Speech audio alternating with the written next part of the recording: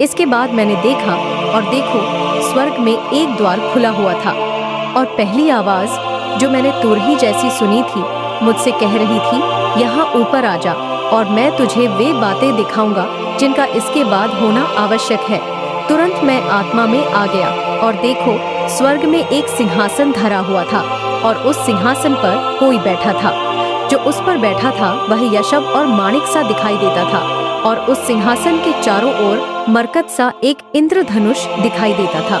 उस सिंहासन के चारों ओर 24 सिंहासन थे, और इन सिंहासनों पर 24 प्राचीन सफेद वस्त्र पहने हुए बैठे थे, और उनके सिरों पर सोने के मुकुट थे। सिंहासन में से बिजलियां, गर्जन और गड़गड़ाहट निकल रही थी।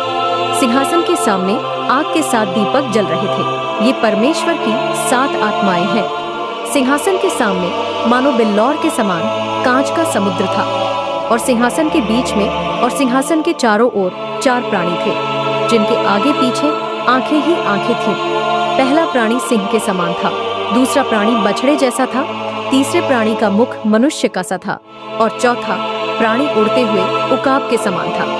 इन चारों प्राणियों के 6-6 पंख थे, और उनके भीतर और बाहर आंखें ही आंखें थीं।